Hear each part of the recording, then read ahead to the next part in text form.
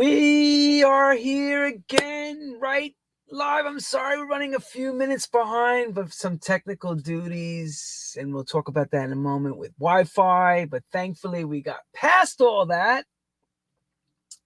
And of course, I want you all to do, when you're doing your calisthenics, share the show. Share the show. Share. Come on, share the show because we are one of the best shows that harness everyone's history. Okay. And it's important that people know this show is going on. And this has become, I believe, it's become a benchmark for you to reference people's lives in the music industry. So as you notice, we're a little bit darker. We're going to nightclub level, bringing it down. I put the lights down, keeping it very, some nights, well, I should say some days, I like to have it where I'm hanging out in a club. So, and there's a reason why I wanted to make it feel like a club, because this man is nightclubbing business in every sense of the word. Well, welcome to True House Stories. I'm Lenny Fontana, coming out of New York City, and we are now in our third year, strong, working towards our fourth, with some diabolical, great interviews, and people are discovering us left, right, and center each and every week, we are just beginning over and over. If you watch the show, you'll see each show is a behind the music of each person's life that we've had on and having on in future and in past tense. The beautiful thing about this program is we dig deep and we learn about the history of people, because a lot of times you will see people doing their job, performing, singing, dancing, DJing, producing, but you really don't know them until you hear their words and the struggles or the goals they've made. Nobody really truly understands what it takes to be that person unless you're in their shoes. And the wonderful thing about True House Stories is we've been able to bring that out each and every week. So this man from the UK transported himself to the Los Angeles area. Along the way, Grammy nominator, right there, Mark London Lewis, Grammy nominated, right? Done so much in the electronic music world. Played from everyone, from Tony Humphries to Carl Cox, Eric Murillo, may he rest in peace, Danny Tenaglia. I've worked with him over the years. Great DJ. Fantastic entertainer, excellent producers, got great ears, knows the game. And he's been doing it since 1988 and hasn't missed a beat. So for no longer ado, I'm not going to hold it back any longer. We're going to bring him right up to the stage, live from Vegas. Viva Las Vegas, Mr. Mark London Lewis. Hey! Greetings, everybody from Nevada. It seems that I can't get away from this place. Just last week, I was at Burning Man, and of course, made international news with the flood and the storm and people getting trapped there. Some people saw the Diplo and Chris Rock escaping on foot. I was there with Cole Cox and many others at the playground camp. And well, Black Rock, where they do Burning Man, is actually about 7 hours away from here. It's about that for a drive, and it's the third largest city in Nevada for 1 week with 80,000 people. But we are in the city of dreams in Las Vegas, and it's good to be here, Lenny. I've got what you've been looking for. Yes, and I'm so glad you've been able to. We've actually had you on an earlier date, but we changed it. Yeah. And I'm glad we did.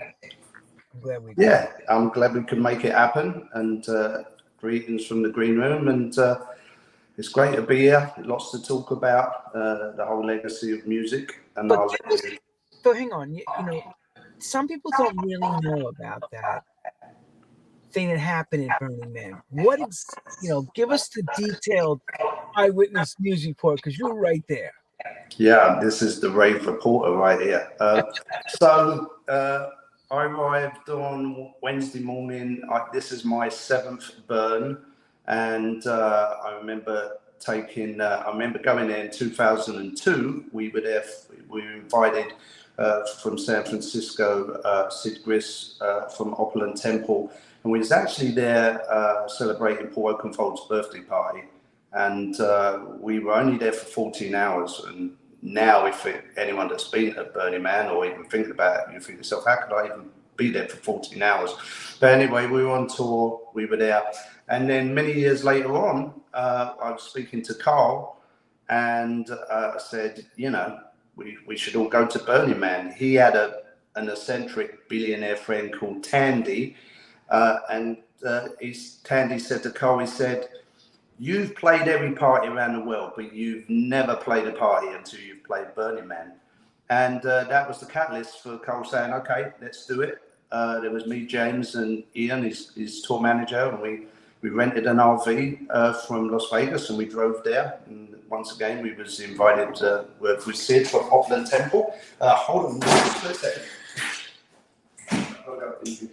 Breaking news. Yeah, I'm here. Anyway, so we were there. And Cole loved it so much that we went back for a second year, 2008. And many years later on, Cole's like, the one thing that a lot of people have to understand about Burning Man, nobody gets paid. No entertainer gets paid. What you bring in is what you bring out. And everybody makes this pilgrimage to this spiritual and artistic Mad Max landscape. And over the years, Cole built his own camp with the help of James and Russell and Charlie from Ultra came in later on, and they built this camp called Playground. David Corso, also from Heineken and Red Bull, and many others from San Francisco, like Michael Fibish and stuff, all got together and built this most amazing camp. And it morphed over many, many years, and the sound system is amazing. And throughout from Sunday to Sunday, they burn the man on Saturday, and then they do a temple burn on Sunday. And after the man burns, usually 9 o'clock, 10 o'clock, there's a great big party. Cole's party is very significant, probably like 5,000 people, and all the art cars come around it, and the most amazing sound system and fire and laser and stuff. But it is at the mercy of Mother Nature, because if a dust storm comes in, it could last an hour, could last 3 hours, and it hinders the actual fire and the celebration of the ritual of the man burning and temple burning. Well, this year we were greeted by the second flood within 2 weeks, and it rains kind of like Friday at dusk, about 6 o'clock, and there were probably 21 inches in one day. The thing with the Burning Man, it's that they call it the playa, which is a dry lake bed. And the thing with the lake bed being clay, it's got a very high alkaline content. So when it rains in clay, different than mud or sand, it turns into mud, where you could put your foot in it and it would pretty much take the boot off your shoe, take a shoe off your foot. So, and this made it very messy. And obviously, with the production of some of these camps, you're dealing with high voltage generators to be able to power, because don't forget, there's no electricity, there's nothing in Black Rock. Everything needs to be brought in, so to power lasers and sound and generators and showers and lights, and even to charge your phone and stay at a camp. Everything gets electricity. So, and I think one person did actually die, don't quote me on this, from walking bare feet in the mud, which was an easier way to get around and got electrocuted. I don't know, or even if he didn't die, that did happen. So, and then it makes things messy. So it kind of closed down a lot of the big camps, or closed down a lot of the parties. And then there was the exodus of, people like, the Dick Lowe's waiting, trying to get the gig on the Saturday that had to walk out because no vehicles could move, could only get stuck. You couldn't take off in the RV because just the weight of the RV. No planes could land, into the facility. There's no helicopters or anything, so everything came to a halt. But as true burners, burner spirit, everybody, got together, made sure everybody, was safe, and got food and water and shelter and stuff like that. But that's a big undertaking, seeing that some people. Damn right. Yeah. Right. You've got 70,000+ people all dampened under the weather conditions. Plus, this year there was 60% of the first-time burners, so they had never experienced nature like that or experiencing the man or the temple burning. So that was meant to happen. Man burns on Saturday, temple burns on Sunday. That's been going on for over 25 years, and the man didn't burn till Monday. And temple didn't burn until Tuesday, and we were at the mercy of the weather. I was actually trying to escape on Sunday because I was like, "Yeah, I've seen many men burn, but let's get out there." And I got my car was, my girl's car that I drove it. This SUV was front wheel drive. Got stuck in the mud, wasn't going anywhere, and but luckily I got out there on Monday on a nice sunny day. The sun came in, dried up a lot of stuff, and you're in the desert, so it could get 125 degrees, but it could drop down to 40 degrees or 35 degrees. It's just that fluctuation of weather, and plus the whiteout of the dust storms. There's all this stuff that takes place, and it's pretty unique. As I said, just like Mad Max. Yeah, that's what I wanted you to, because a lot of people who watch this show have never ventured out to that direction, and hearing this from your perspective is pretty cool because you've experienced it so much out there, Yeah, but the beauty of it, of being a DJ, and wannabe DJs that are at camps, you get to play these long sets, or you get to play music that is really synonymous to the backdrop of your environment. So it's you're not like usually you're programmed to, you're going to play an hour at a club or 2 hours. You pretty much know what you're going to do, your musical style, why you're being booked. But there you can play anything because of just just the nature of people's being open-minded, and it's a very psychedelic light experience. It's the electrical light parade for adults. Fire going on, and lights and costumes and the fashion and the elements, and so it makes it really a release for music. Plus, there are these art carts that have the most amazing sound systems. There's one art cart that is $1 million art cart called Mayan Warrior. Lasers, sound system. Maybe people are familiar with Robot Heart. You've got art carts in shapes of dragons and boats and galleons with Function One sound systems on there, and very, very elaborate, and it's become a very expensive. You've got billionaires that are out there like Guy Libertine from Cirque du Soleil that has Player Alchemy that spent 1.5 million on his pyramid. So sound systems and DJs from all around the world, that get to play. And, occasionally someone says, I heard Bono was there, but you would never know if he was there because, not like you run into him, and you could do and watch a sunrise or a sunset. And everybody welcomes everybody into their camp with, you can't buy anything there. The only thing you can buy is ice. You used to be able to buy coffee, but you can only buy ice. So it's pretty interesting. So everybody So brings in basically, when you come with your RV, you got to come prepared with food and everything for a few days. food, drinks, and people do actually come with gifts. You know, because people travel from all around the world, and the whole ethos of Burning Man is to be. I mean, there's this notion, interesting notion. Everybody talks about this bartering system. You know, I'll give you a toilet roll for a back rub. That doesn't exist. Everybody gives generously without wanting to receive anything back.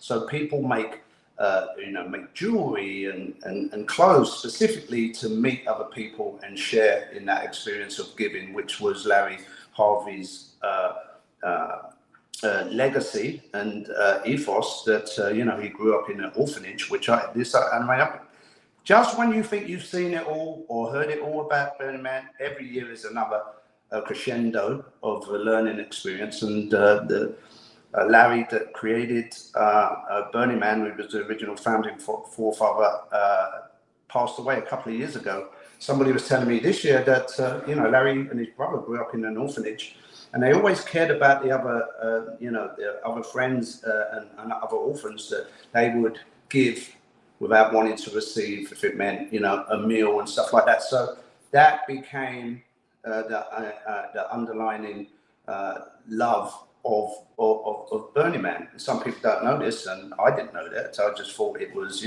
they burned a man in San Francisco. That was, a throwback to not being in original, society, and under the constraints of any government rule. So like we learn as we go along. So yeah, Burning Man. That is something to want to tick off the bucket list for sure. I hope to someday make it. I've never been out there to see Burning Man, but I've heard some Yeah. reports.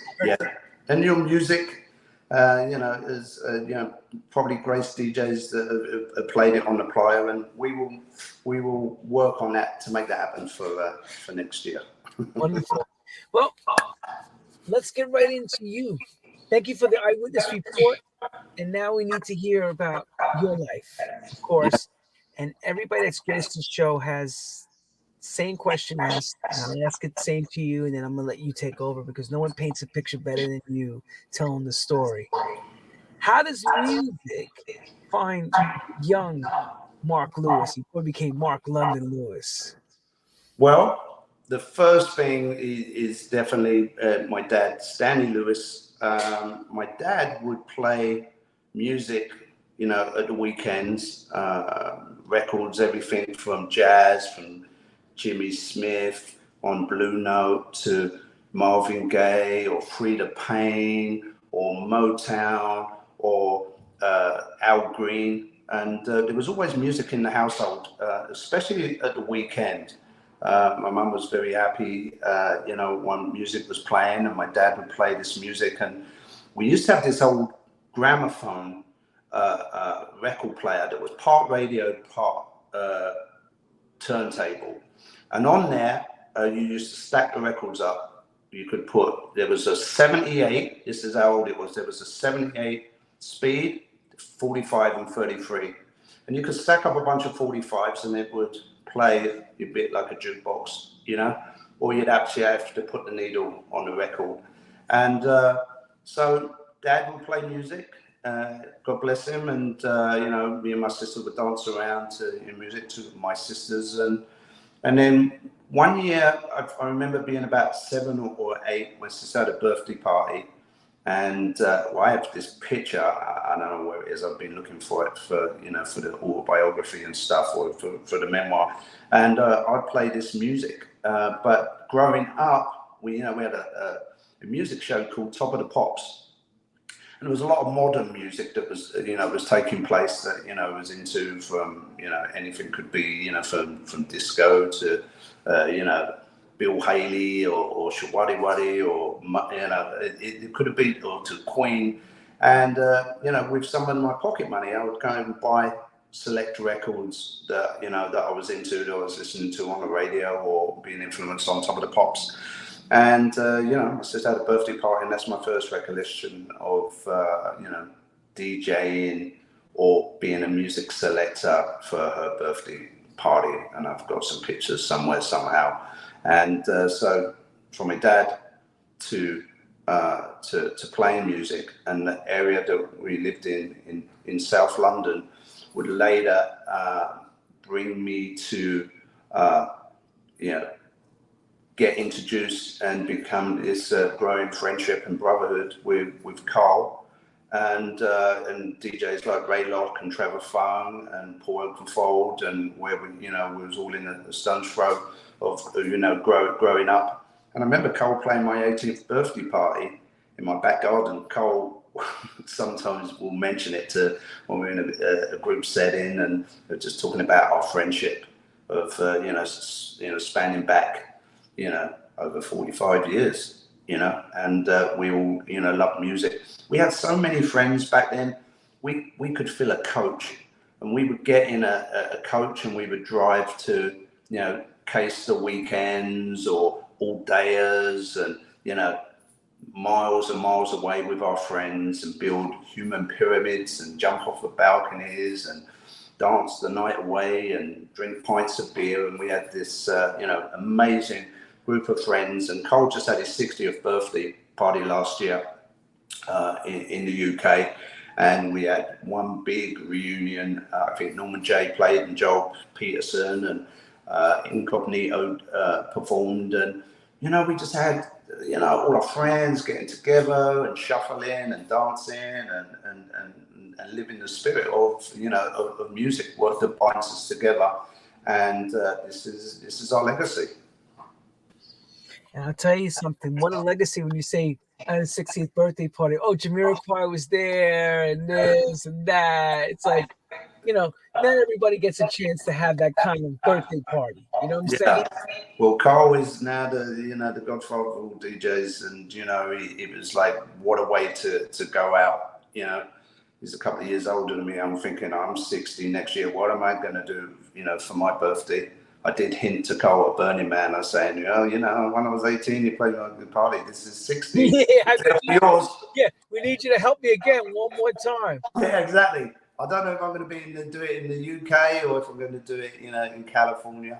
But that little whisper is in his ear now. So, he's coming out to Vegas actually at the beginning of October for Art of the Wild at the Wynn, and then back in LA. So I'll keep mentioning it to him so we can get it on his schedule. But that man is sure busy. Attention, Carl Cox. Attention, Carl Cox. We need you to help. We need you to help Mark London's party. And we can play records like the tone arm. Yeah, with a real tone arm. Can be vinyl. So at 18, you've come a long way, as they say.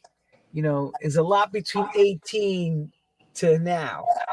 Yes. And I understand what happened in the UK with funk and disco becoming electro and all that. So where does that take you in this whole journey? Because I know you've had a long stroke. And what year did you come into America to stay?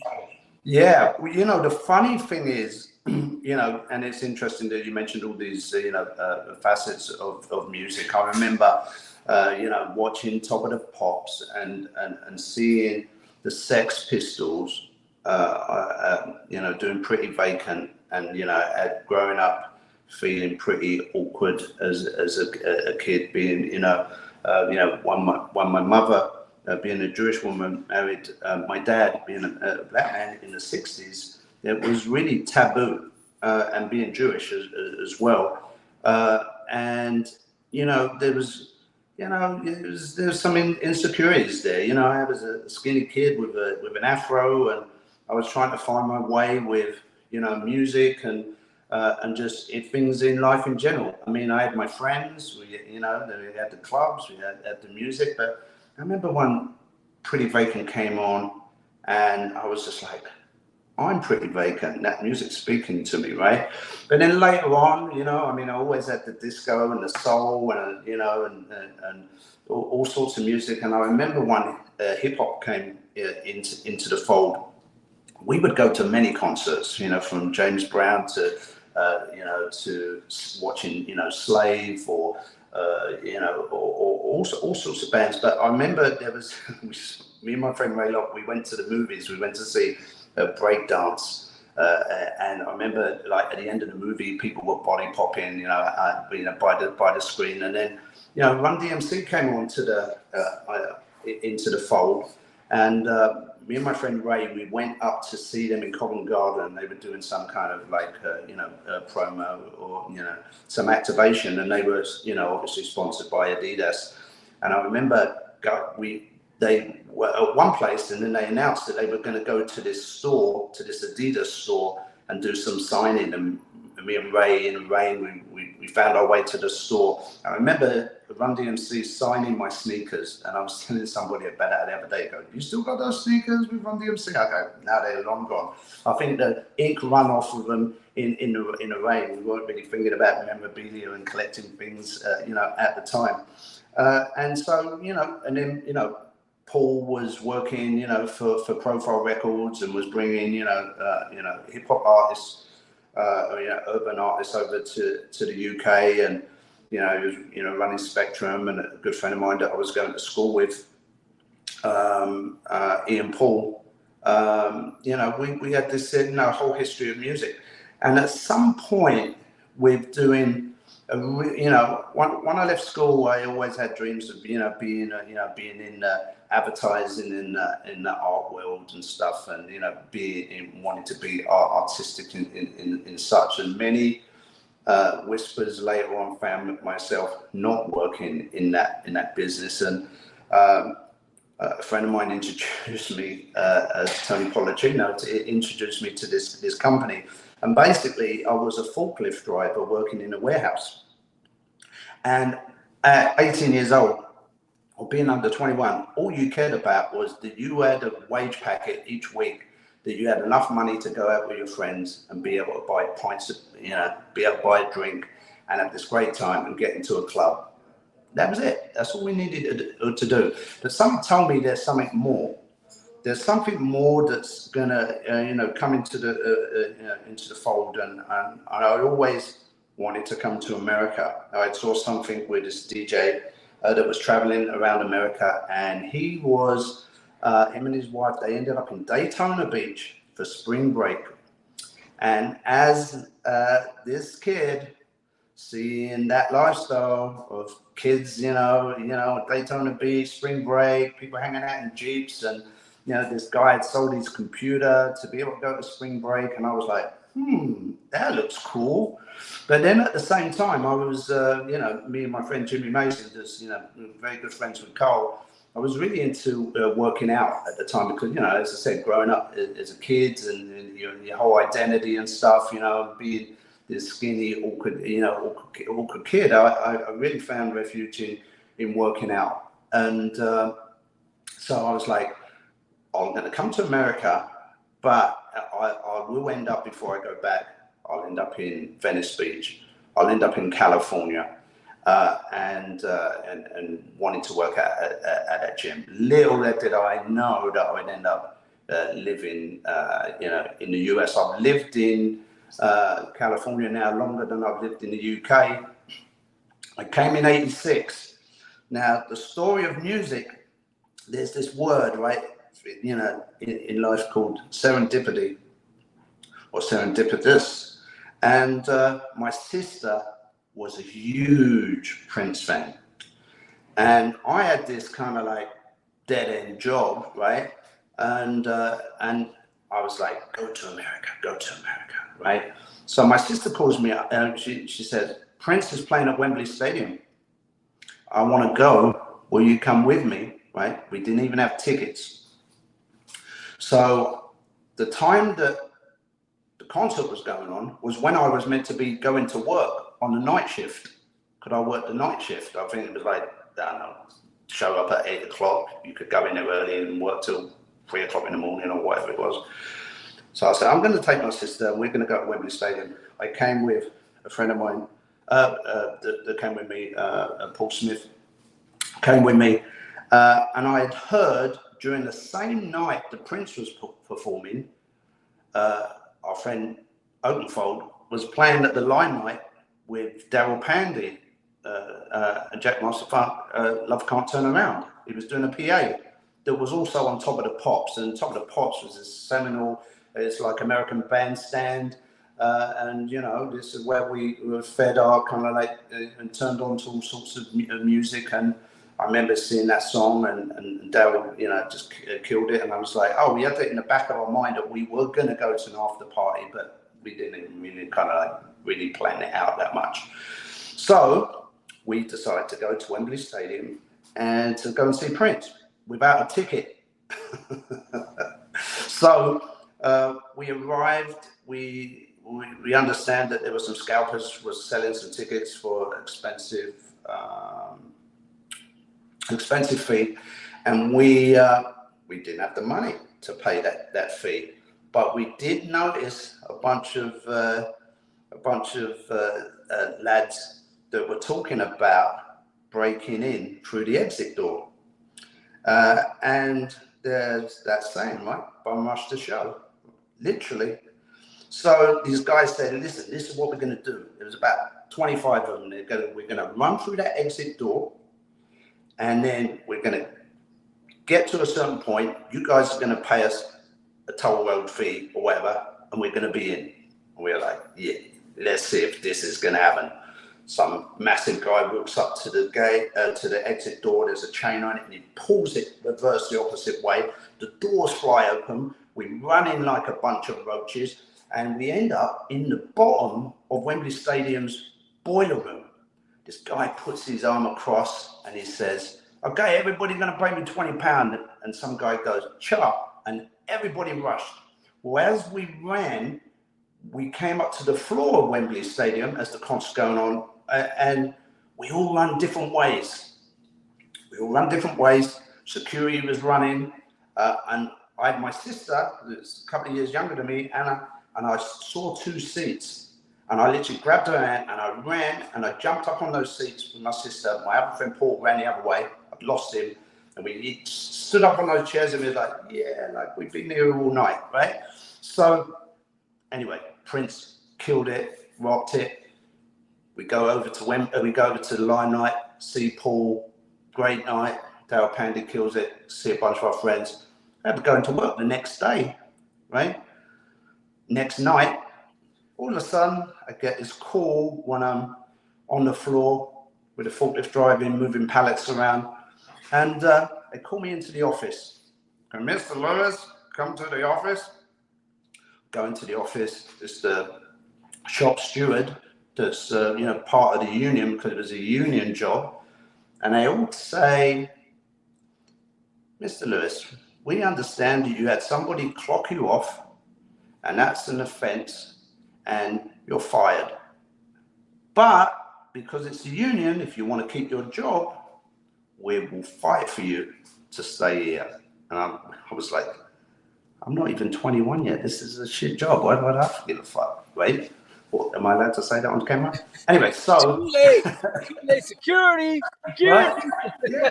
So anyway, I get fired, and I come to this conclusion in life that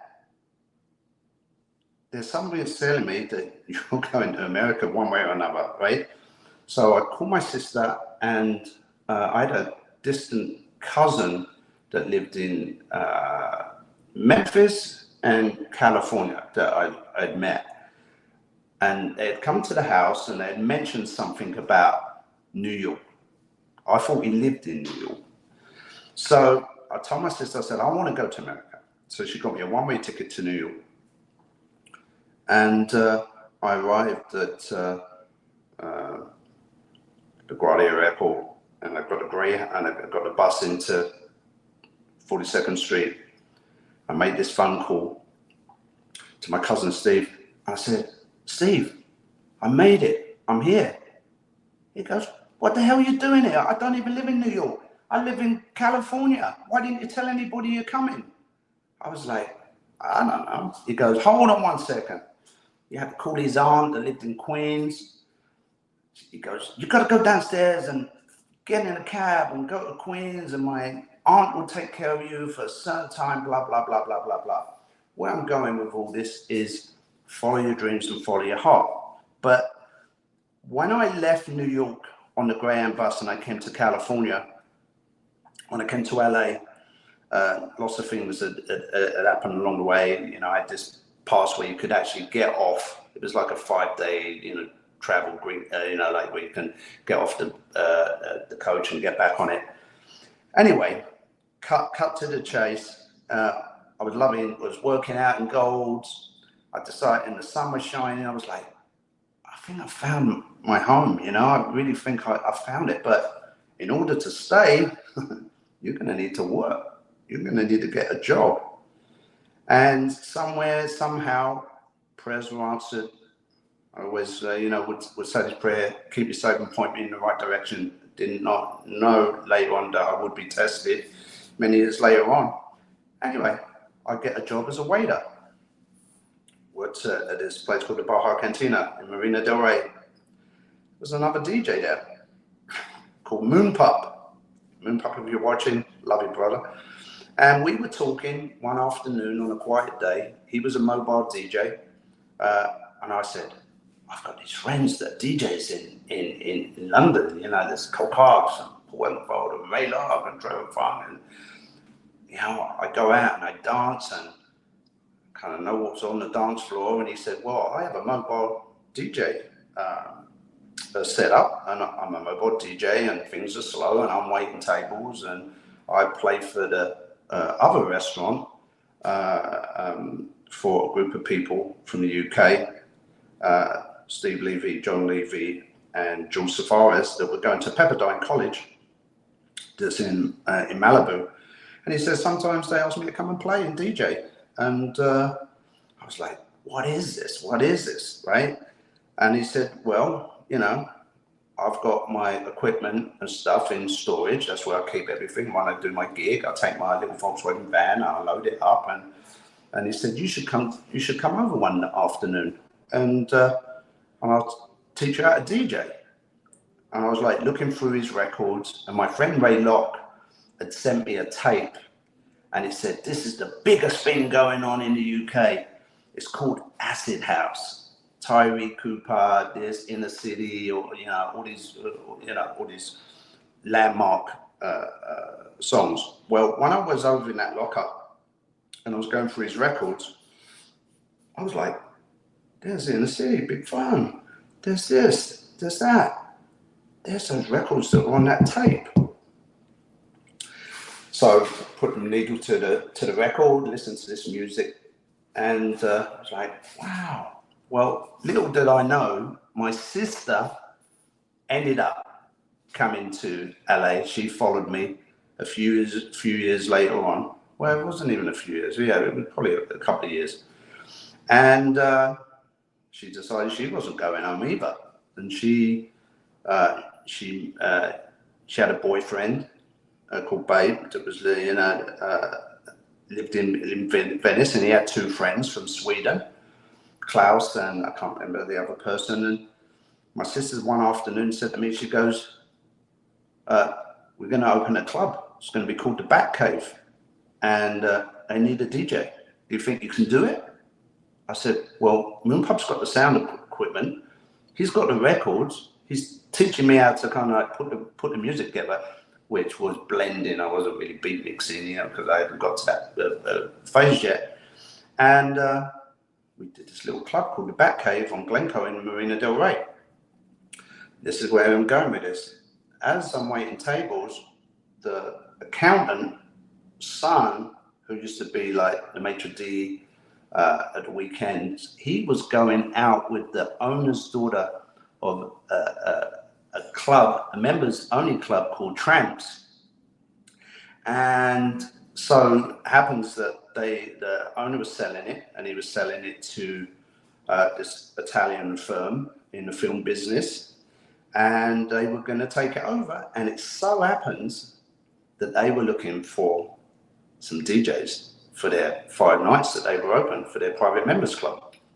Well, we took that, we got that job, me and Moonpup. I had 3 nights, he had 3 nights, and became a resident. I was a resident DJ at Batcave, and now I'm at Tramps. This is where life gets really interesting. So it was a private members club, they have the restaurant. And of course, as we get into the interesting moment, I think we lost his phone. Oh my God. The show also happens to find out that we get Wi-Fi issues, and he's in the green room in Vegas. We hope we can get him back as the story gets interesting. Serendipity. It's funny what you wish for.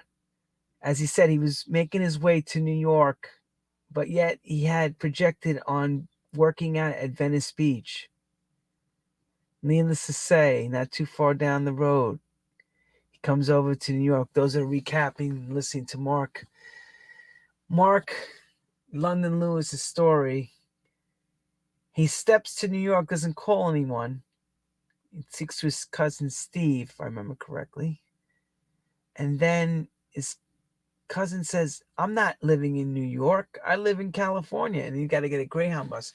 Those that live in the UK never came to America to do the Greyhound bus from New York to, let's just say, New York to Los Angeles. That's like 7 or 8 days. We're going to make sure he's back. Hopefully he's okay. So we're going to recap and back with the man himself. So the cliffhanger is, as I'm waiting the table, we get these jobs as being DJs. I've got 3 nights at Tramps, private members club. Moonpup has the other 3 nights. And the private members club is, as a membership, you can come in and have dinner and dance at the disco. And one night I'm in there on a Tuesday night. It's really a slow night. And this girl walks up to me. Later on, I find out that it's this actress called Talisa Soto. And she asked me she goes, have you got that record, Nina Cherry, Buffalo Stance? That's a dope record. I wasn't really feeling it at the time. I didn't know how big this record was going to become. And I was like, nah, I don't have it, right? All of a sudden, I'm in my DJ booth. And the cool thing about, being a resident DJ, wherever you were, and you played the club regularly, you would keep your records at the club, right? So you didn't have to carry them around, right? And as she's asking me this question, I turn around, and who and behold is standing in my DJ booth as I look down, going through my records. None other than the Prince. And I look down, and he looks up at me, and I know who it is. And I said, is there anything you want to hear? And he looks up at me with those eyes, and he looks back, going through my records. Didn't say a word. I'm going, fuck. There's no one in the club. There's only me, Prince, and Talisa, and a bodyguard. Prince goes out the booth, goes to the back of the club. Bodyguard comes up and gives me a piece of vinyl. Well, I didn't know at the time this was an acetate. He says, Prince wants to hear track 1. So I put the needle on the record, play track 1. Bodyguard comes up, takes the acetate, goes to the back of the club, play a few more songs, comes up, I said, Prince wants to hear track 4. Play track 4.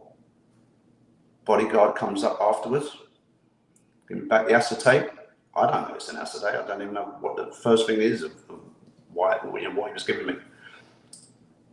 Bodyguard, I give him the acetate, goes like this to me, gives me a C note. They walk out the club, and I literally do that. WTF. My sister ain't gonna believe this. I get fired from that job for going to see Prince. Now I'm in the club as a DJ, and Prince comes into the club and he's in the booth. And I'm the first person to play bat dance on an acetate that he just finished doing the album for the Batman movie. When I find out what an acetate is, basically he just cut the lacquer and he came into the club because he wanted to hear what it sounded like in the club so he could make the adjustments, because he was probably at the record plant or wherever he was, recording that album, which is a seminal recording studio. I don't know, don't quote me on that if it was a record plant, but, and I go, when I see the movie or I hear on the radio, MTV, and he's doing the dance, the back dance, I go, that's the song. My sister ain't gonna believe this. I tell her a story, she said, can't believe it, but that was meant to happen. And God, God put me in this path. I think it was me, but really the seed was planted. And I had many of these moments of music, and I feel so blessed. Only in LA you could do that. Can't do that in New York. They would never have done that. They would have taken the acetate and said, but out there, you asked him. So you didn't get gobsmacked when you saw him. You just get your composure. Is that what happened? Yeah, I did, because I tried to engage with him. I was saying, like, is there anything that you want to hear? And he kind of like looked up and then kind of looked away, didn't say anything. So I couldn't really, like have any. Plus, the record of what I was playing was running out, and I'm having this moment. I'm thinking, oh shit, I got to change the record, right? So like I turn around and then he leaves, and then I'm carrying playing. There's no one in the club, no one in the club, just them, because it was like this Memphis thing, and then this whole exchange happened with the bodyguard, and that was my second residency. And at the time, Moon Pup told me, he said, you have these clubs that you're playing at, and you need to belong to a record pool. And I was like, yeah, what is a record pool? He said, well, majors. What is a record pool? Yeah. This was Randy Seals, Resource Record Pool, Rest His Soul, Rick Scalante. And I went in. Moon Pup said, hey, this is Mark, he's playing at his clubs. He wants to join the record pool, he needs records, and you pay a fee, and then you have to fill out your reactions of the records, the promos that the majors and the indies were giving us. And another stroke of luck. It wasn't a stroke of luck, I was being blessed. Rick, that was a friend of Randy's, that Rick used to live in Dallas, and played at this club, the Start Club, had left Dallas to come to be with his friend Randy, work at the record pool in Los Angeles and West Hollywood. And Rick was going to the majors. He was going to work for the head of dance music A&R at Virgin Records. And he says, Mark, I think you should take this job. And Randy was like, hey, do you want this job? And I was just like, sure, like I could do this, right? And he was like, yeah, this is going to be good for you. Well, later on, because of Rick going to be head of A&R of Virgin, and he was still living in Los Angeles, we became good friends. Virgin had went on to, Soul to Soul and Frankie Knuckles and so many other, amazing landmark music legends. He said, well, you're playing all these nights. You should be a Billboard reporter. And I said, what's that? He goes, well, you need to be playing at least 3 or 4 nights, and I can put a good word in for you, and you should be a Billboard reporter, and this is what you're going to do. And I made the introduction, and now I'm a Billboard reporter. I'm living in Los Angeles. I'm DJing. I'm at Resource Record Pool. Moon Pup introduced me to this all. It was a new music seminar. They said, we're going to fly you out to New York to meet the labels. And, we used to give these, we used to do the top 50 dance chart, one of 25 or 35 DJs. I was getting all these promos and this music, and I was meeting, I was having these phone calls with, the the Leslie Doyles and Peter Abatellis and Frank Serrato and and so many others. Hang on. Let me explain to everyone what that means, what he's talking about, these phone calls. So there's a Billboard club chart, okay, everybody? So there be records that each record label promoter is working. They would need him, being a Billboard reporter from LA, to chart these records. And they would harass him nicely. Hi, Mark. It's Frank.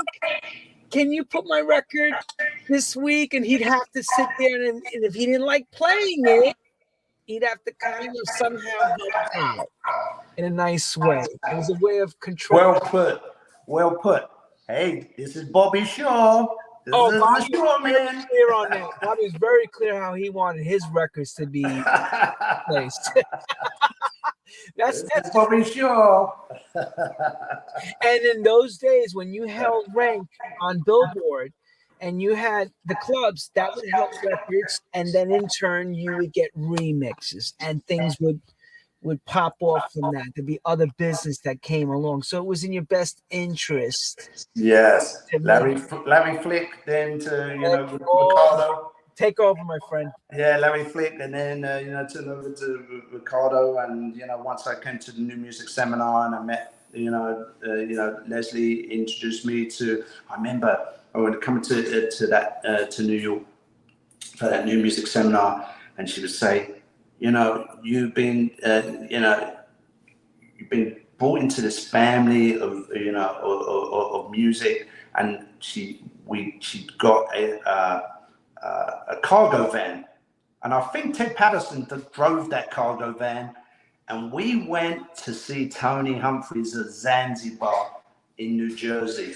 Leslie gave us this treat, and I remember this, it's clear as day, when Tony was playing this music, and at the end of the night, there was a handful of people. I think Danny Tenegla, me, my friend Ian Paul was there, and Danny Ramplin, and a couple of other people were dancing out, and Tony would just wear us out with this music and the selection of what he was playing. I was like, wow, this is how you program. I mean, mind you, by then, Leslie was already giving us these mixtapes that, Tony was playing, and unless you experience it, you do not understand what that means, right? Yeah. Do not. It's like going to church. It's a different experience. The sound system, like New York was the king of clubs. Going to the Sound Factory. Frankie was there, and Danny was at the building, and all these other things, and the tunnel, and all these clubs were going on, and you always knew how serious the clubs were in New York because they'd have a restroom in there. The DJs would play such long sets. They had their own Shangri-La for the restroom, and their records that were, but behind them, their residency, the sound system, the lights, the programming, that means the golden era. Now that doesn't exist. But I knew I was being put in, that I was in, being treated to this, musical royalty and legacy of things that I could only, didn't, understand, other than, going back to, soul music and R&B and disco and then now house music and record labels and what they, and A&R, and then later on, the majors, and they would say, hey, there's an opportunity, you should remix, there's an opportunity for you to maybe do a remix.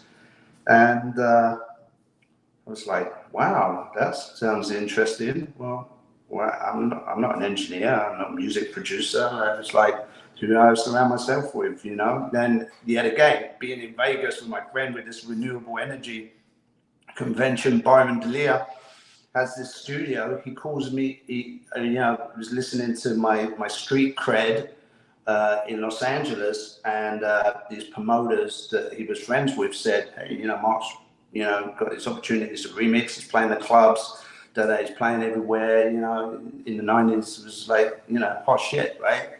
So I go to his studio, and he was doing his own album, and he said, "Hey, I heard you was, you know, in the music business, and I'm looking for a remix. I heard that I should remix, you know, one of my songs. And how much is that going to cost me?"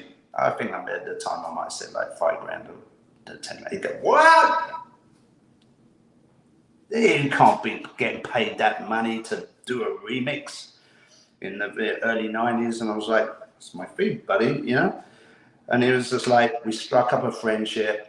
I didn't, you know, and he was like, "Look at my studio. I'll help you. You know, we got sequential circuits, keyboards. We got this drum machine. We got this. We've got a Trident deck. We all analog. Let me teach you a thing or two and about music, and I can be your, you know, I can be your partner in this, and you can take on some more remixes like Miami Sound Machine or Ace of Base or, you know, Chaka Khan or Razor or, you know, Mike Oldfield, etc., etc." And this is how I cut my teeth. This is how, you know, I got into the game and had those relationships with the majors and being a Billboard reporter and playing the club scene and the whole rave museum, a legacy of dance music was being gifted to me. Totally. You know, it's funny. It's like they say stepping into knee-high doo-doo. You Right. went in full up to your neck. Dropped in the deep end. Totally. But you're also in LA. And LA has that movie star La La Land quality to it, you know, where things do move fast. And as you become a name player in the game and you're sought after, people love success, and success breeds more success. You know what I'm saying? And of course, you are a very good DJ. There's no doubt. You know, even though if you blagged your way through it at first, you created the, like everyone does, you created the experience of coming to hear Mark. You know, and people open those doors. And the 90s come through and you're doing these remixes, and we noticed you did take on the harder sound, the more stronger progressive house sound, where some of the soulful stuff you may have started with kind of went behind you. But I do remember that you were playing a bit tougher as the nights went on. What was the change for you? Because you were very vocal, and I do remember hearing you, and then it just kind of changed. Yeah, I kind of like I use this word very lightly. It's called a dichotomy. And, you know, as much as the black urban side of me was into the disco and the soul, there was something other than driving me that was this European sound of progressive house, or the progression of house, or the, you know, I like Tangerine Dream, I liked you know, Emerson, Lake and Palmer, I liked you know, rock, I liked all these other different influences of the 90s, the synths, you know, the from the Simple Minds to, you know, to all these, you know, as you know, the Gary Newmans. And I kind of heard that it was, you know, I was like listening to the music programming of synths and top lines and different, you know, different rhythm sections and bass lines, and, you know, the records that were being pressed, you know, and the music producers, the music was coming out of Europe. I was being turned on, and I was like, if I am programming, I remember, you know, the residency at Truth at Park Plaza, and everyone's playing, you know, techno, you know, stuff from Music Man, and, you know, Jerry Beltran, Energy Flash, and I was understanding that I could program. Plus, I was being a Billboard reporter and being a record report, I was getting all these promos, right? So I remember, like, everything was being played, and Seal it just came out with Crazy. And I remember, I'm going to change the mood in the club right now. You could, I'm just coming off after another DJ who's like banging it out, and I put on Crazy. There's a down tempo track by Seal, and everybody was like, wow, you know. So yeah, my music tastes were all over the place, and you know, and sometimes you know, I was like chasing different sounds, but and I was having a lot of fun doing it, and just understanding that I was just learning how to, you know, program and mix and blend and EQ, and yeah, so there was definitely a tougher side. But I think at the time, lots of DJs were playing music that was a lot faster. Now I'm trying to play stuff at 116, 118, 122, where we was playing before. You know, you're playing in big spaces, making music move. The music was a lot more, you know, progressive in the true sense of the words, and it was like, you know, 130, 132, 135, 140. You know, whatever it was, and that's kind of what was driving me, you know, and allowed me to later on go to, you know, play certain clubs, you know, around the globe, that I made many mixed compilations that were a lot more progressive than, you know, when I look back. See my point? I was saying we go right back to. Oh my God. When you think about it, right? When you really sit and think, you go, what I started with and what I went through the most of your career with is a bit of a harder sound, which is fine. I saw Carl Cox change. I mean, he went to full techno. I mean, you know, he's a soul boy, went full techno. So, of course, it goes with the times. Before I ask you this other question, I want to ask you, to the 90s into the 2000s, what's the highlight for you? Your best moment, your highlight. What was the best moment for you in this music thing that you would say? I mean, I think the highlight was just understanding that you know, from that I could eventually, you know, I knew that it was this transition when I was playing, that I could leave waiting tables, and that I could do this professionally, or I could do this full time, and that I was going to become this DJ. I mean, I would never say that word back then, but so I think the highlight was really the transition of being able to live the dream and stay living in California, in LA, and having, you know, growing friendships and relationships and industries. And I don't think, you know, I mean, yeah, I could say, oh, is the millennium in playing in Malaysia, 1999, playing for 100,000 people. But, you know, I always think now, now over, you know, 30 years of playing, I wish I had a time machine that I could go back to all those clubs and all those places I played, and now be able to mix and program and do what I can do now back then. Because, you know, I mean, sometimes I didn't. Maybe clear the dance floor, or maybe, you know, it was, you know, it was always, you know, the peaks and the highs of you know, of DJing, you know, a set, you know. Can't tell a great football player on Monday what he didn't do on Saturday night when he score. You can't go back. You got to do the best you can. Of course, I wish I had a time machine for the golden era. But with all with AI, we might be able to do that, you know. It'd be like this, you know, hot wire, you know, remote control sequence. Lenny, you are, you know, this show is amazing that you get to, you know, get this out of, you know. I want to get something else out of you. Yeah, but you know what really sucks is that I plugged in my power pack into my phone. It's coming up low battery. Wouldn't it be having an interview? What are you looking for? I'm looking for a cable to go into my phone, to my battery, to my. We're gonna lose you. I mean, I don't want to keep touching the screen to see how much the percentage. Holy crap! Oh my God, it's crazy. You know. I need to ask this question. Part 2. No. We need to ask the question. I've been waiting to ask this question. Yeah. How did you find God? Oh my. Come on, baby. Yeah. Because I asked Morales, I'm before gonna I be. go any further, hang on, before I go any further, I had to ask Morales the same question, what happened to him in Japan. I'm going to ask you the same question. How did you find G.O.D.? Because this is where you really found him. Yeah. Well, many years later on in life,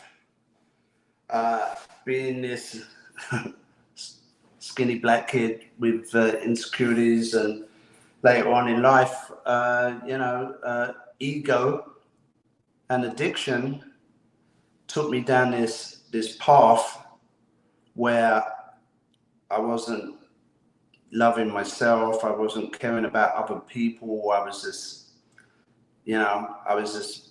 not being a good person, and maybe that reflected on my music, and what I was chasing wasn't really what I was being gifted, and I didn't have the gratitude, and I didn't really honor and cherish what had been given to me.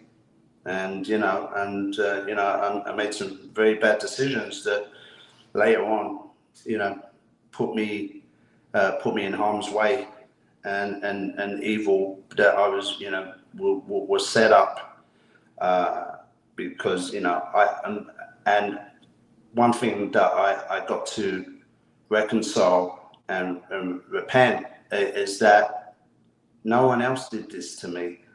I did this to myself, and it took me being locked away, many miles away, that I came to a point in my life was the lowest point in my life, when I had all these highs and tribulations of these gifts, that I was flushing it all down the pan. And now I was in a serious situation that, I was looking at 5 to 10, and I didn't know if I was going to come out of it. Well, before you did the 5 and 10, it's nickel and dime bags, it sounds like. But no, that's 5 to 10 years I know. in military sense. Where exactly? Give us like a bird's eye from an outsider. What exactly happened? If you were looking at this from. Well, it's like a movie out of a scene out of Nip Tuck, where there's two narcissistic twin brothers that have all the money in the world. They have their addiction. I became a pawn, a cog in the wheel of that. They when you fall on hard times and you ask for something from somebody, that they will one day ask the favor back in a different form, and you'll have this, and you'll be obligated. And the obligation got me to be on a plane, in Asia, where the guy's wife told the authorities that I was coming to make this delivery. And I won't go into what it is and how it is, because of it's the internet, and even though the statute of limitations has passed, there's kids, and building my careers under a new identity and a new name, which and I won't kind of like go too deep into that, because it's kind of like more negative, and if I run out of So basically, information on the phone, so basically, it was more like you were set up for what was to kill. I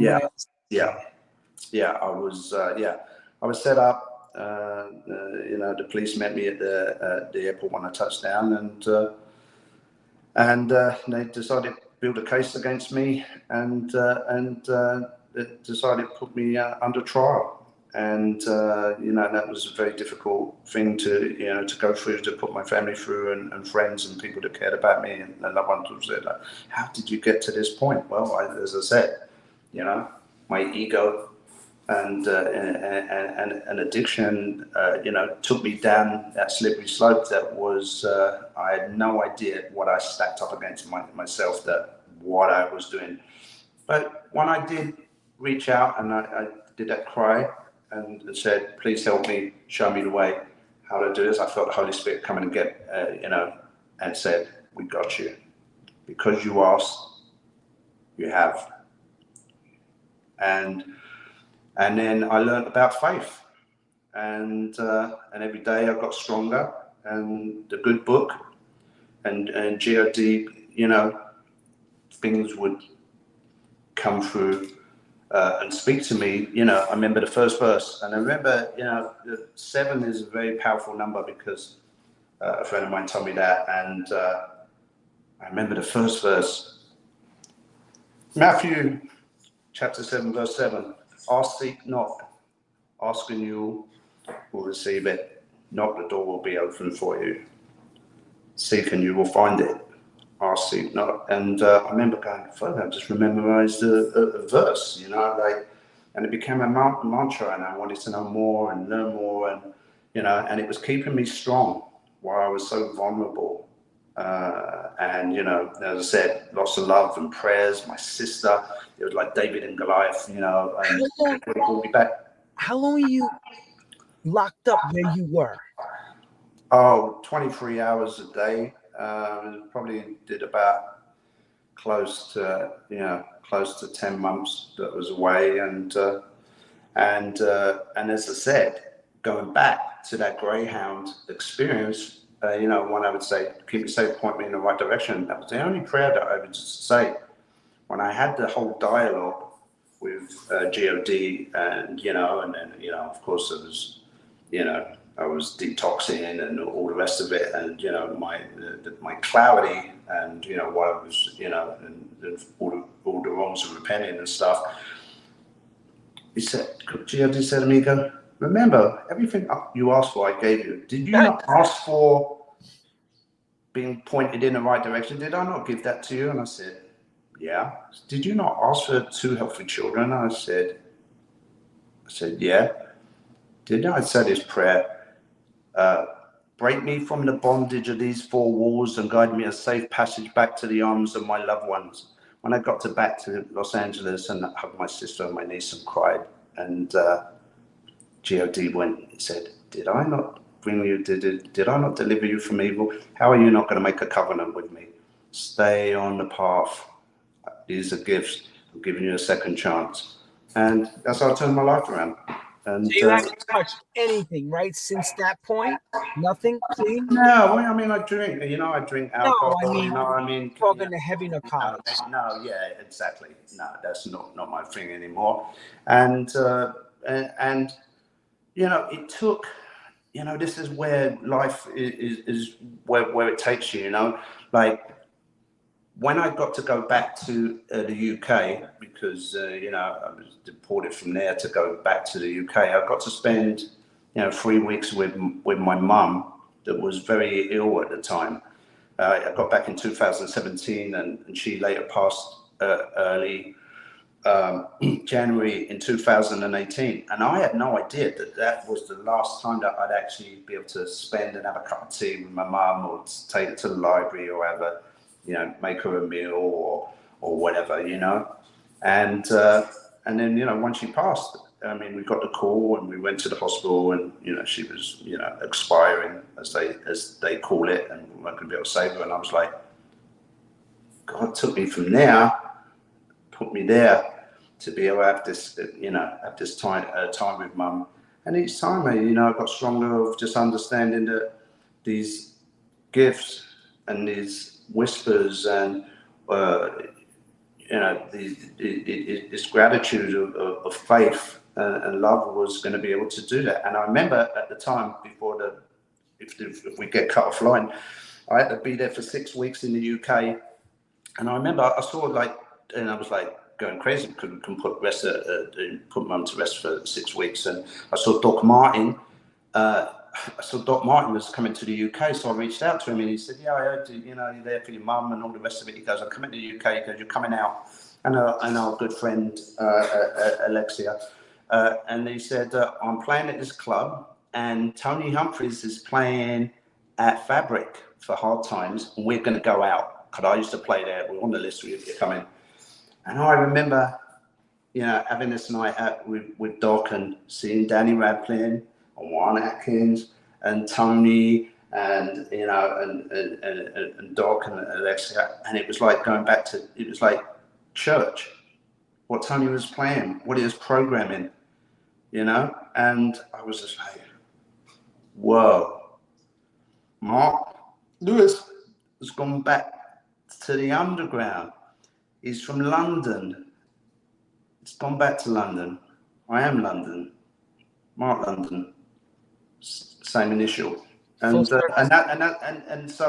I asked GOD, he said it was good. I asked Carl, I asked Paul, I asked my mum, you know, and everybody said, yeah, if it feels right, do it. So that's how the name change happened from that moment in 2018 when I came back. And I was like, you know, this is who I am. When I sometimes want to speak to people, I don't even say Mark, just say London, you know. And so I've got to go back to my roots. I've got to go back to my roots with the music, with house music. I've got to go back to my underground. I've got to go back, and it all kind of like made sense. And that's kind of like how I got to button it up.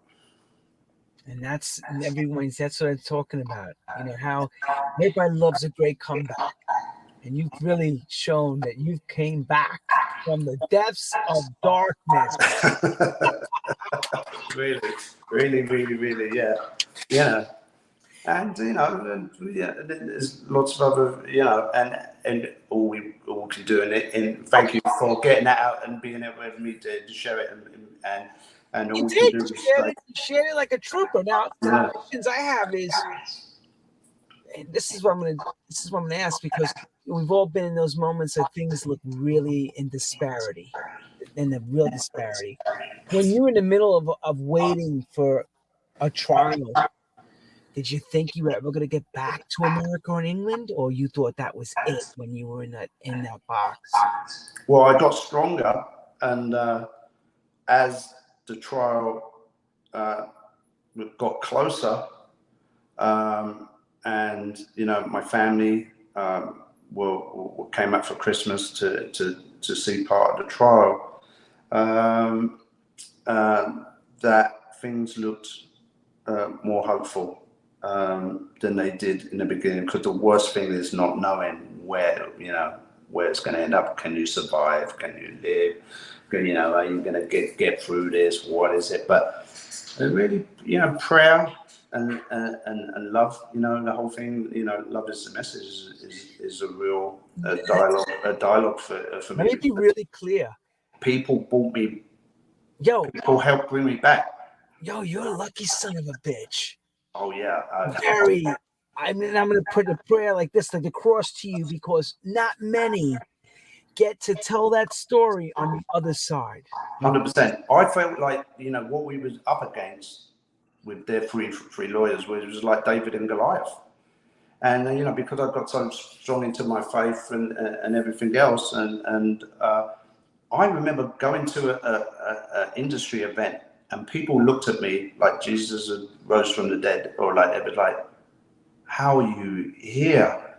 You lucky son of a gun. We thought you could have died there, you know. When I heard, because you always hear the worst of these stories, you never hear the good. This is one of those where it's actually a positive ending, thank God. But wow, I'm still blown away here. Yeah. So, you know, the main thing for me was that as my faith got stronger, and when I got back, I realized I was like, I still have this relationship, this communication. It wasn't like prayer, like, you know, our Father. It was like, what do you want me to do out of it? And one morning, you know, it became so strong. Gio just said, I allow you to open your eyes in the morning. Go and speak my truth and my word. And love is the message. And be the love. Turn it up to 11. And embrace and talk about it. And have the clarity to have conviction with your covenant. And people go, well, you got a good point. Wow, you know, like, you know, it might be different for me or what you're going through, but for, you know, You have some recourse. How do you know it works? How do you know it? And I say, it's the truth. It says it right there. You have not because you ask not, right? And then there can be many quotes from scripture, and I do the work. I still do the work. I have my Bible app. I listen to, I listen to my pastor and a sermon, and when I need to tap in, I listen, and it keeps me on the path. And that's important because you had strong faith, and thou shalt ask, thou shalt receive. But you got to put the work in. Yeah, That's for sure. yeah. So, are you? Your mom being Jewish, were you raised Jewish, or were you raised? Well, no, because my dad, that was never, put upon me. And I remember telling my mum, and I would send her these sermons. She goes, you're Jewish, right? You're trying to convert me to be Christian, and I'm Jewish. You know what I mean? And so we would just laugh, But she was just so happy that we, got to, have some quality time. So what's the humbling experience? Because I see such a heartfelt person, not a cocky ass English boy who's got a tan from LA no more. I hear a very softer, older, more well-rounded person. Where are we at in our lives now after this? I go to sleep at night and I'm blessed, I feel good. I'm at peace, if it all, ends tomorrow and I don't wake up, I think to myself, I had a beautiful life. I've traveled around the world, I have amazing friends and relationships, and I'm growing, and I kind of got my groove back, and I'm just kind of like, at peace, and I feel good, and I want to share that. And as I said, while I'm being kept down here on this physical plane, there's a lot of work to do. We look at the world we live in now. What we do as DJs and showmen, and we really need to embrace that. It's everybody goes, oh yeah, it's all about love on the dance floor. Don't keep going on about that, but. No, there's a lot of lost people. There's a lot of darkness. There's a lot of uncertainty. Look what we just came through from the pandemic.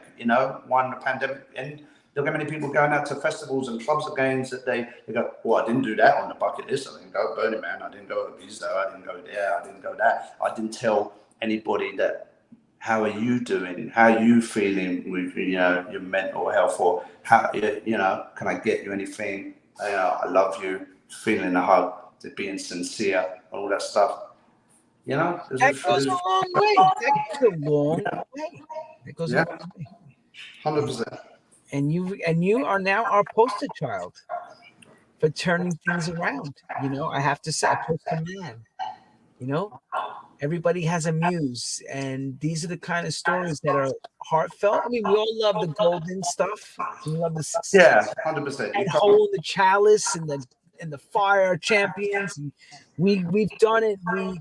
We've made it, but nobody talks about when the music shuts off, when the loneliness comes into play, when the drugs and the alcohol take over because you're depressed, maybe because musically or economically things are not right. Like you said, getting desperate situations and you're not thinking with clarity. And we make sometimes mistakes that are costly. And some of us are not lucky enough to always come back from. Yeah, I mean, and I guess this is the first public interview on True House Stories that I've actually been able to be, open and direct, and it's just really like an exclusive. I mean, there were media outlets that said, "Oh, we would take your story," and I would have to be so careful of like.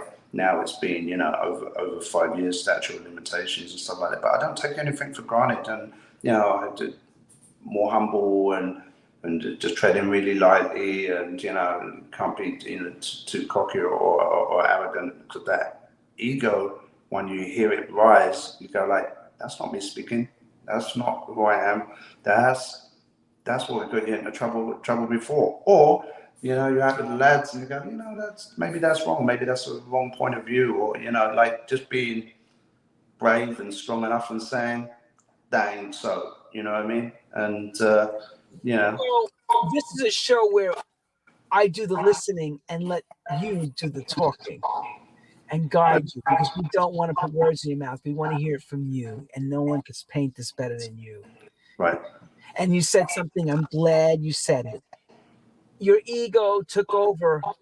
Then you let the ego play a bigger part to control you than you controlling you. In other words, you just let the ego say, I can. 100%. 100%. That really, I didn't know it at the time. It took God to go, time out. Who do you think you are? I didn't even know they didn't have the death penalty. You know, I mean, I remember going to a festival. I didn't even know the guy. He was there with his two daughters. He was crying.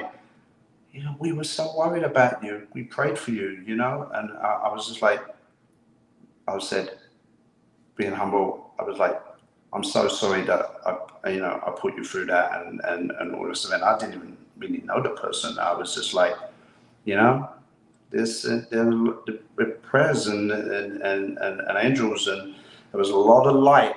There was a lot of, you know, my sister and everybody fought for me to bring me back. How was I gonna mess this up again, or not, you know, care about, you know, what I put through, and that's what keeps me on the path. You know, even if things did get desperate again, or money ain't gonna happen, because I know, you know, there'll always be a way, and you know, faith guides me. So Yeah, but we're learning from I'm you. blessed. We're learning from you that telepathically you have the phone direct to the God. You just ask, and he brings it right to you. Maybe not the way you would like it, but you do get it. Yeah, Which says yeah, a lot. I do. I'm just so, you know, so thankful and so blessed every day. So I don't know where we go from here, but I think it's all leads to another another story, part two. We have you going to the 60th plus, so we'll catch up Yeah, with you soon again. But this yeah, was so heartfelt. I want to leave it right here, yeah. and I I mean, want to leave it to but love and radiance right now. Yeah. one last thing I want to ask, and then you could say au revoir, salute, ciao, and goodbye to everybody. Would you do it over again? The whole thing, stroke for Would stroke, the whole world coming to America? Would you do it all over again? Yeah, 100%. I mean, as I said, I've lived in longer than I've lived in the UK now, and being able to get to do some music and whatever the new horizons are, and you know, my life companion and my spiritual partner, Heather, you know, I say, listen, we're working on these deals and all this stuff's going to happen. And if you write me out a check with all those 7 digits, and I never have to touch, and I never play music again, she goes, you're such a fucking liar. You never want to stop playing. You always, you just have the money, and then you create clubs and DJs, and you know, your legacy of your academy and everything else. So yeah, I mean, would I go and live in a different state, or would I think about a different country, or would I think about, because when all that stuff was happening, I didn't even understand that. I didn't think there were challenges. I was like, well, you go get a job. I wait tables. I was humble, and I was like, hey, there's music, there's this, and that. You know, could I do it again? Yeah, you know, and I do think about what's next, or you know, where the next destination is, and as I said, we have these stories, and you know, now I'm kind of more into, you know, doing some, you know, docu-series, and you know, storylines and legacies and metaverses and rave cult, you know, museum and stuff like that. So there's a lot of great projects that keep coming. And one thing I do know is that I'm still being given the gifts. I'm still being the vessel. You know, I'm hearing the whispers because I'm open. And so like when it comes, I receive and I say thank you, and you know, and people understand that conviction. They know, they feel that energy, you know. And I remember when I was like trying to be, you know, marketing director for this new media company, and then it had all this money attached to it. And GOD goes, "Are you crazy? I'm not going to give you this. You might not even deliver. You'll be on a plane fucking party, and you'll probably be dead 6 feet under somewhere." You know what I mean? No. And so that's now when I listen to it, like now I'm feeling ready. What would you do with it if you had it? You know? Got to give back. Now you want. What's your legacy? Now you got to work for it. Now you got to work hard to get it now we got millions of DJs and the music business isn't the same, and there's AI and streaming, and you know, it's like, but you know, the truth is on the dance floor. Love is the message. You know, when there's music and you're having that experience, it can't be taken away, and nothing can be taken away. Show everybody why. That's why we do it. Just so there you go. Look at him in his best. Look, everybody. You know what I'm saying? You do it for the Grammys. You do it for the Well, and he used to carry his records from city to city, titty to titty. Look at him. Yeah. Well, now I've got some memorabilia, and now I've got some memoirs, and now we're going after the real rewards, which is, you know, just look at him. Staying true. Okay, a great friendship with Cole. Yeah, totally. You know, friendship. Not bad from humble beginnings in South London, where we were doing construction, and you know, we were just, you know, being on the dance floor to, you know, like hanging out, and then now leaving a legacy. So I'm feeling blessed, and Lenny, thank you for bringing out this story in the best of, and we will do it again. And what more can I say? We can't think the best. We can only wish you the best. You know, we're in our prayers to do not fall off that wagon. Stay on that wagon, baby. Come on now. I will, for sure. Don't leave us. Let me just say this to everybody. In 2 weeks, on the 27th of September, another Londoner, Simon Dunmore. Oh, wow. Comes and tells his story. Now retired from Defected Records, but the man behind all those massive hits, Glitterbox and all. September 27th. Tune in. You're going to come in here, Mr. Dunmore. And as for me, I'm Lenny Fontana, coming out of New York City from True Stories. We want to thank Mark London Lewis for a fabulous, fabulous story. And we can't thank you and wish you all the best. Thank you for being a great curator and narrator, and creating this show. And there's lots of stuff that is learned from, you know, like tuning in. I am a fan. I've listened to many, you know. We've learned a lot about you. Yeah. We learned a lot about myself today. we actually had a session of penance and purgatory all wrapped up in one right here. It's great. Yeah. Amazing. Yeah. Well, we're staying in contact for when you're coming out in October. We'll make some reunion happen. Thank you, Shari, for you know, keeping. And that, everyone, is the reason why we say it came back. Oh, we lost you. We came back. I was gonna say good night to everyone in the UK that follows. Stay on Mark. Send him your love. Send him your best. Tell him do not mess up. Keep doing what you do. And again, Mr. Lewis. Ta-ta for now. See you all next week. Cheers, everyone.